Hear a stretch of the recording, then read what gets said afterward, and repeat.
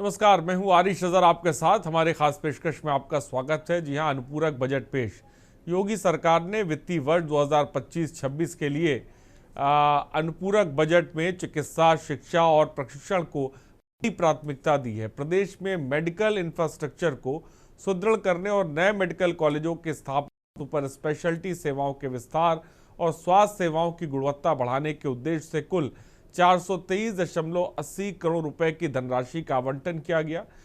Budget आवंटन प्रदेश के स्वास्थ्य तंत्र को मजबूती देने की दिशा में एक अहम कदम माना जा रहा है और योगी सरकार ने अनुपूरक बजट में प्रदेश के प्रमुख चिकित्सा संस्थानों को वेतन अनुदान, गैर वेतन अनुदान, व्यवसायिक और विशेष सेवाओं और विभिन्न पदों के लिए अतिरिक्त धनराशि दी गई है।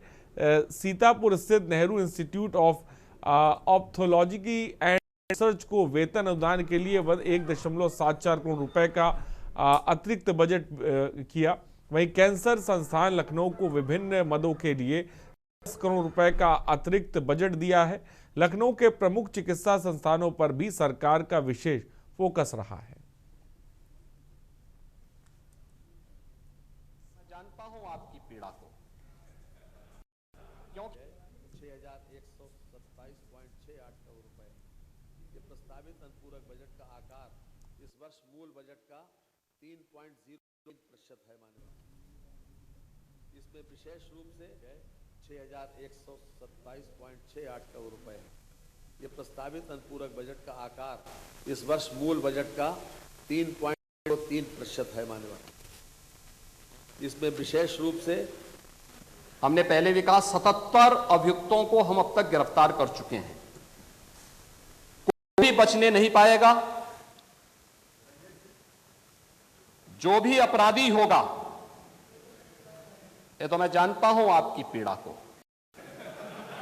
क्योंकि 6,100। मनीष तिवारी हमारे संवाददाता इस खबर पर अधिक जानकारी के साथ जुड़ गए। मनीष, अनुपूरक बजट पेश किया गया, किन सेक्टरों पर सरकार की तरफ से ज्यादा फोकस किया गया है, क्या जानकारी आप? जी बिल्कुल, जिस प्रकार से जो है उत्तर प्रदेश सरकार की तरफ से जो है 24,496 करोड़ का जो है अनुपूरक बजट जो है आज पेश किया गया, जिसमें खास तौर से जिस प्रकार से वित्त मंत्री के द्वारा जो बताया गया, जिसमें मेडिकल के लिए जो है उनके द्वारा जो है 423 करोड़ रुपए का प्रावधान रखा गया। वहीं पर दूसरा 639 करोड़ महिला बाल विकास के लिए जो है पारित किया गया। तीसरा जो है नगर विकास के लिए 1,708 करोड़ रुपए जो है बजट में पारित किया गया। औद्योगिक विकास के लिए जो है 4,874 करोड़, वहीं पर ऊर्जा के लिए 4,500 करोड़ रुपए जो है पारित किए गए। तो इस प्रकार से जो है वित्त मंत्री के द्वारा इस बजट को पारित किया गया। वहीं पर अगर देखा जाए तो जो जेवर में एयरपोर्ट बन रहा है, एयरपोर्ट के लिए जो है बजट में लंबा बजट जो है पारित किया गया 1,246 करोड़ का। तो कह सकते हैं कि जिस प्रकार से गंगा एक्सप्रेसवे के लिए भी 1,800 करोड़ रुपए जो है आज बजट में पारित किए गए। वहीं गोरखपुर लिंक एक्सप्रेसवे के लिए जो है 100 करोड़ जो है अनुपूरक बजट में वित्त मंत्री द्वारा पारित किया गया। तो पूरे बजट की अगर देखा जा सकता है, जिस प्रकार से जो है 24,496 करोड़ का ये बजट है, जहां जहां पर जो कमियां थी जिन विभागों में जरूरत थी पैसे के लिए, उस पैसे को जो है आज पारित कर दिया गया है, जिसके आधार पर चाहे मेडिकल सुरक्षा हो या बाकी अन्य विभाग, जहां पहलू पर पूरा मुख्यमंत्री के द्वारा संज्ञान लिया गया, इस पर डिस्कशन हुआ। डिस्कशन होने के बाद जो है मुख्यमंत्री के द्वारा पूरे बजट को पास कर दिया गया है। जी ठीक है, बहुत बहुत मनीष हमसे जुड़ने के लिए और तमाम जानकारी देने के लिए। तो अनुपूरक बजट 2025-26 पेश कर दिया गया है और आपको बता दें 24,496 करोड़ का अनुपूरक बजट है इस बार।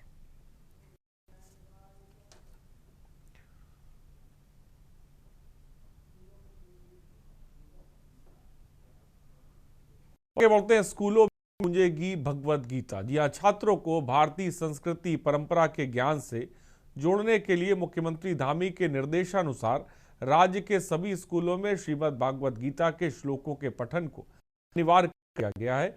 वहीं उत्तराखंड के शिक्षा महानिदेशक दीप्ति सिंह ने इस विषय पर बात करते हुए बताया कि मुख्यमंत्री शिक्षा मंत्री द्वारा स्कूलों में भगवद गीता के श्लोकों को पढ़ाने के विषय पर बैठक की गई।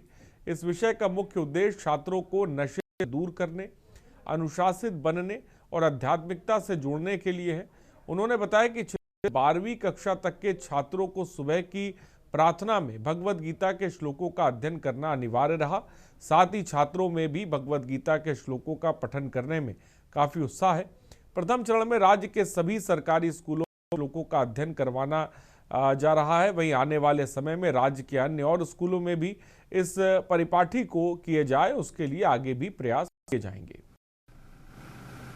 संबंध में माननीय मुख्यमंत्री जी और हमारे जो माननीय शिक्षा मंत्री जी हैं उनके द्वारा बैठक की गई थी।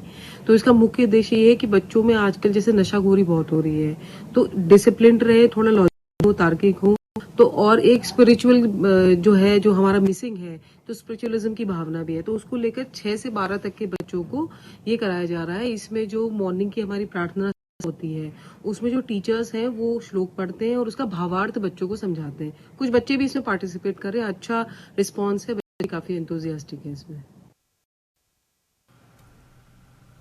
तो सरकारी स्कूलों में अब भगवद गीता के श्लोक जो है पढ़ाए जाएंगे। प्रार्थना सभा में भी भगवद गीता के श्लोक पढ़ाए जाएंगे। सीएम धामी ने बड़ा ऐलान किया है।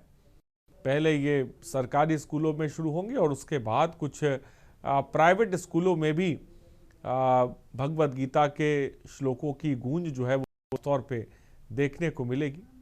देहरादून से खबर आपको बता रहे हैं। आईएएस दीप्ति सिंह ने इसको लेकर जानकारी दी। मुख्यमंत्री धामी का बड़ा ऐलान, सरकारी स्कूलों में पढ़ाए जाएंगे भगवद गीता के श्लोक।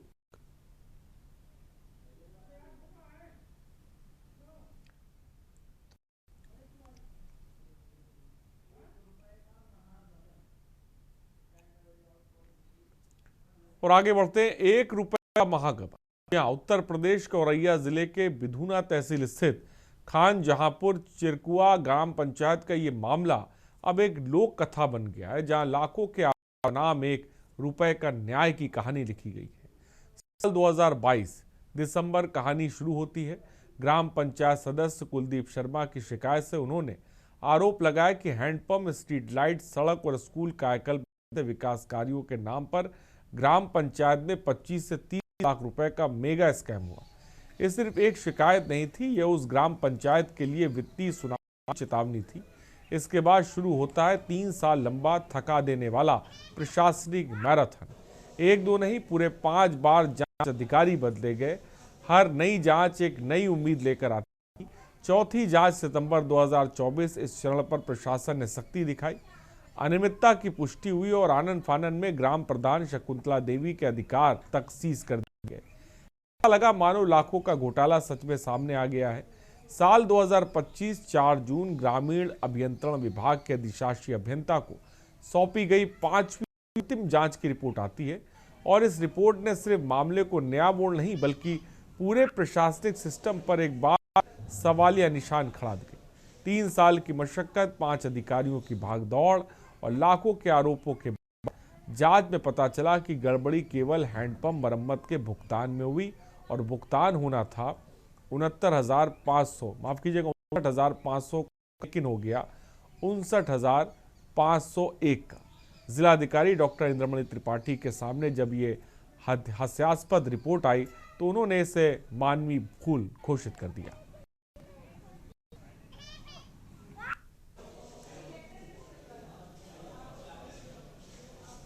जिलाधिकारी महोदय द्वारा भी इस चीज़ को देखना चाहिए था। जब तक 1 रुपया ये जमा नहीं हो जाता ग्राम पंचायत के खाते में, तब उन्हें बहाल नहीं किया जाता। ऐसी स्थिति में जिलाधिकारी महोदय ने भी कोई संज्ञान ना ले उनको बहाल कर दिया आनन फानन में। मैं माननीय मुख्यमंत्री जी से यही अनुरोध करूंगा कि ऐसे भ्रष्ट प्रधान और सचिवों के विरुद्ध पुनः जांच की जाए। और जबकि मेरा एक 4/10/2025 का एक प्रार्थना पत्र पेंडिंग। देखिए, खानपुर चिरकुआ में किसी व्यक्ति ने शिकायत की थी और संयोग से उसमें कुछ अधिकारियों के स्थानांतरण के कारण या किसी कारणों से जांच लंबित रखने के कारण जांच अधिकारी भी बदले गए और अंतिम रूप से जो जांच आई है उसमें 1 रुपए की रिकवरी की बात कही गई, जिसके विरुद्ध संबंधित जो कर्मी था उसने प्रत्यावेदन दिया कि जो 1 रुपए की रिकवरी निकाली जानी। तो खोदा पहाड़ और निकली चुईया, और अखिलेश अवस्थी हमारे साथ है और उमेश अवस्थी हमारे संवाददाता इस खबर पर अधिक जानकारी के साथ जुड़ गए हैं। उमेश, 3 साल की जांच और जो इस जांच में निकल कर आया वो सिर्फ 1 रुपए का घोटाला, क्या जानकारी है? जी बिल्कुल, आपको बताना चाहेंगे कि पूरा मामला धूना औरैया जनपद की बिधूना तहसील के खानजहांपुर चिरकुआ गांव ग्राम पंचायत की है, जहां पर 25 से 30 लाख रुपए के आरोपों की जांच हुई थी। जांच में खोदा पहाड़ निकली चुई कहावत सिद्ध हुई। 3 साल लगातार चली जांचों में 5 जांचों के बाद भी घोटाला की अगर बात करें तो सिर्फ 1 रुपए का घोटाला निकला। वहीं 5वीं और अंतिम जांच रिपोर्ट में एक चौंकाने वाला घोटाला सामने आया है, जिसमें हैंडपंप की मरम्मत भुगतान में 1 रुपए की अतिरिक्त राशि पाई गई। जबकि लगातार अगर बात करें तो 3 साल तक जांच चली, 5 जांचें चली, लेकिन घोटाला खोदा पहाड़ और निकली चुईया जैसा साबित हुआ। वहीं अगर बात करें जिला अधिकारी डॉक्टर इंद्रमणि त्रिपाठी ने इसे मानवीय भूल बताते हुए प्रधान व सचिव को चेतावनी दी और पहले से सीज किए गए ग्राम प्रधान के अधिकार तत्काल बहाल कर दिए गए। भाई अगर ग्रामीणों की बात करें तो ग्रामीणों में चर्चा है कि 1 रुपए का गमन है या प्रशासनिक समय और संसाधनों की बर्बादी है। लगातार 3 साल का जो समय है उसमें प्रशासनिक समय और उनके जो संसाधन है उनको बर्बादी के तौर पर ग्रामीण देखते नजर आ रहे हैं। क्या एक 25 से 30 लाख रुपए के जो आरोपों की जो जांच है वो 1 रुपए हैंडपंप मरम्मत में बदल दी गई। तो लगातार जिला प्रशासन की किरकिरी नजर होती आ रही है और जांच करवाने वाले क्या कहना है उमेश जिला प्रशासन का इस पूरे मामले पर, क्या कुछ कहना है? जिला प्रशासन में जब सीडीओ संत कुमार जी से बात की तो उनका कहना है कि मामला सामने आया था और साल अधिकारियों का बदलना होते रहे और 5वीं जांच में 1 रुपए का घोटाला सामने आया है और इसे मानवीय भूल बताया गया है। ठीक है, बहुत बहुत शुक्रिया उमेश हमसे जुड़ने के लिए और तमाम जानकारी देने के लिए। तो 3 साल जांच, 5 अधिकारी बदले गए और जब निकला घोटाला तो उसमें 1 रुपए। औरैया से अजीबोगरीब खबर।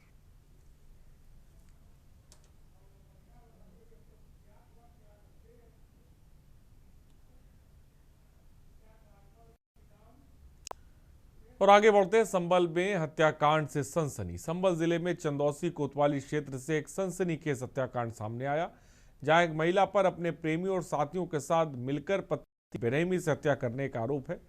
हत्या के बाद शव टुकड़े कर पहचान छिपाने की कोशिश है। फिलहाल पुलिस मृतक के कटे हुए हाथ, पैर और सिर की तलाश कर रही है। मामला 15 दिसंबर के सुबह उस समय सामने आया जब पतरौआ रोड स्थित ईदगाह के पास नाले में एक युवक का शत-विशत शव मिला। सूचना पर इंस्पेक्टर अनुज तोमर और सीओ मनोज कुमार सिंह मौके पर पहुंचे और जांच में युवक की पहचान रजपुरा थाना क्षेत्र के कस्बा गंवा निवासी 35 वर्षीय राहुल पुत्र जसवंत के रूप में हुई। शव पर बाजू में राहुल नाम गुदा हुआ था, से आसान हुई। मृतक राहुल की शादी 15 साल पहले चंदौसी के मोहल्ला चुन्नी निवासी रूबी से हुई थी। दंपति के 2 बच्चे थे और 10 साल की बेटी और 12 साल का बेटा था। फिलहाल आपको बता दें, पुलिस ने आरोपियों की निशानदेही में घर में से तख्त का पाया, स्कूटी बैग, शौचालय का ब्रश, लोहे की रॉड और तमाम सबूत जो है वो जुटाए।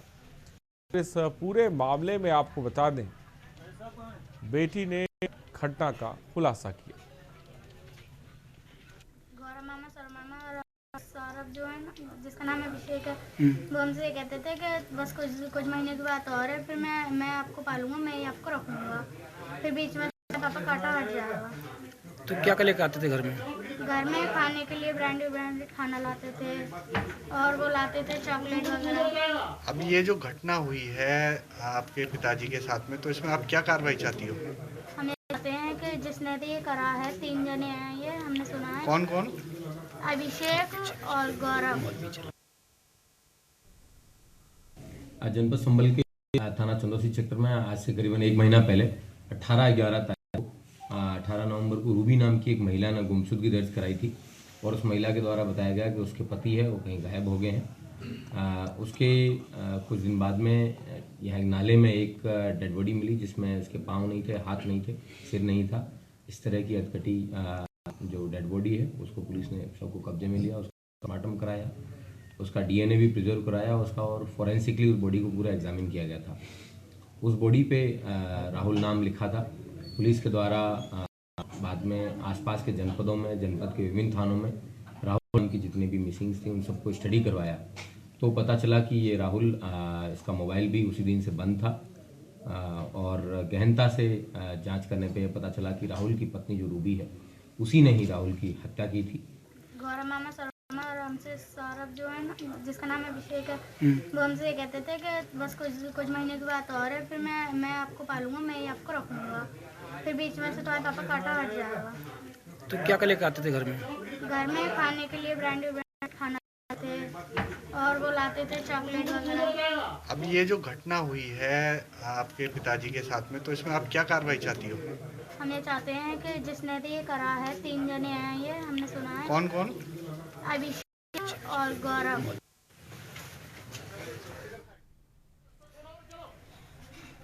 और रईस अलवी हमारे संवाददाता इस खबर पर अधिक जानकारी के साथ जुड़ गए। रईस, संभल में हत्याकांड से सनसनी है, क्या जानकारी आपके पास है? देखिए एरिया बिल्कुल आपको विस्तार से बताऊंगा। पूरा मामला जो है जनपद संभल के चंदौसी कोतवाली क्षेत्र का पूरा मामला है। यहाँ पर बड़ा खुलासा पुलिस अधीक्षक बिश्नोई ने किया है, जिससे कि प्रेमी ने अपनी प्रेमिका के साथ से मिलकर जिस तरह से की हत्या की है, तो एक दिल दहलाने वाला ये पूरा मामला है। पूरा मामला मैं विस्तार से बताऊंगा आपको। जिसकी 15 दिन यानी कि एक के किनारे खेत में मिला था, जिसका हाथ पैर सिर कटा हुआ था और उसकी पत्नी ने अपने प्रेमी के साथ मिलकर ये पूरी घटना को घर के अंदर अंजाम दिया था। उसकी हाथ पैर और गर्दन को चमोसी से राजघाट के लिए यानी कि 50 किलोमीटर दूरी पर एक गंगा में बहा दिया, यानी सिर के लिए और पैर हाथ के लिए किलोमीटर दूर ले जाकर बहा दिया गया था और रह गया था उसका शरीर, जो कि एक गांव के किनारे नाले में खेत में डाल दिया था, जिसकी पहचान ना हो सके। तो पति ने ही अपने पति की हत्या की रिपोर्ट दर्ज कराई थी, लेकिन जब पुलिस ने विस्तार से जांच की और जांच पड़ताल में खुलासा सामने खुलकर आया, तो उसकी बेटी थी, उस बेटी ने सारी बात बता दी और बेटी बोली कि मेरी माँ और जो प्रेमी है मेरी माँ का, उसके लिए फांसी की सजा दी जाए। तो पुलिस अधीक्षक के बिश्नोई ने खुलासा किया है और दोनों आरोपियों को गिरफ्तार कर जेल भेज दिया गया है। ठीक, बहुत बहुत शुक्रिया रईस हमसे जुड़ने के लिए और तमाम जानकारी देने के लिए। तो फिलहाल पूरी घटना का बेटी ने खुलासा किया है। बेटी बोली, मम्मी सभी आरोपियों को फांसी दो।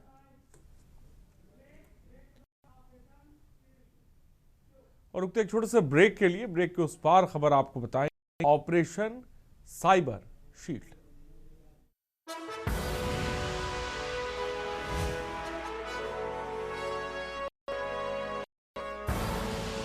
आप देख रहे हैं के न्यूज, खबरों का। और ब्रेक के बाद आपका स्वागत है। रायपुर रेंज पुलिस ने साइबर ठगी के बड़े नेटवर्क को ध्वस्त करते हुए 25 आरोपियों को गिरफ्तार किया। ये कार्रवाई ऑपरेशन साइबर शील्ड के तहत की गई, जिसमें म्यूल बैंक अकाउंट समर्थक, फर्जी सिम कार्ड विक्रेता, ब्रोकर और ठगी के लिए खाते उपलब्ध कराने वाले लोगों को एक साथ निशाना बनाया गया। महानिरीक्षक रायपुर रेंज अमरेश मिश्रा के निर्देश पर रेंज साइबर थाने ने भारतीय साइबर अपराध समन्वय केंद्र के पोर्टल पर दर्ज शिकायतों की गहन जांच की। पता चला कि आरोपी देश के विभिन्न राज्यों में साइबर फ्रॉड के लिए अकाउंट उपलब्ध करा रहे थे। इन अकाउंट्स का इस्तेमाल शेयर ट्रेडिंग, फर्जी ऐप और क्रिप्टो निवेश, Google review task, Telegram task और ऑनलाइन गेमिंग और बैंक KYC अपडेट जैसे घोटालों में किया जा रहा था। फिलहाल पुलिस ने बड़ा खुलासा किया है। मर्डर में 2 आरोपी थे, हरीश और राहुल। हरीश गिरफ्तार हो चुका है, राहुल अभी भी फरार है। चोरियों की बात करें, जो मर्डर के पहले की घटना है 6 महीनों में, उसमें 2 लोगों को गिरफ्तार किया गया है, 3 लोगों को गिरफ्तार किया गया है। एक जो चोरी करने वाला है, 2 जो उसको प्रश्रय दे रहे थे, जरूरत पड़ने पर उसे पैसे भी दे रहे थे और चोरी का माल को छुपा कर। अन्य जो लोग हैं, कुछ और लोग हैं, क्योंकि इन दोनों को प्रश्रय देने वाली बहुत ज्यादा सामने आई है। और आगे बढ़ते हैं। बढ़ती ठंड, स्कूल बंद। उत्तर प्रदेश में बढ़ती ठंड और शीतलहर के प्रकोप को देखते हुए कानपुर जिला प्रशासन ने स्कूल की बंदी का आदेश जारी किया। 1 से 8 तक के सभी विद्यालयों के लिए यह आदेश प्रभावी होगा। अवकाश की अवधि दिनांक 23 दिसंबर और 24 दिसंबर 2025 रहेगी। आदेश में स्पष्ट किया गया है कि अवकाश केवल छात्रों के लिए है।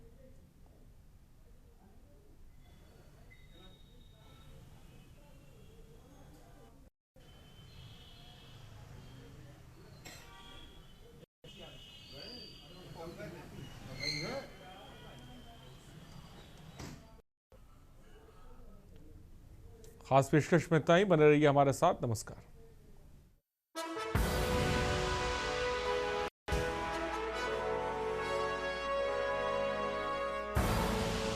आप देख रहे हैं के न्यूज़, खबरों का सारथी।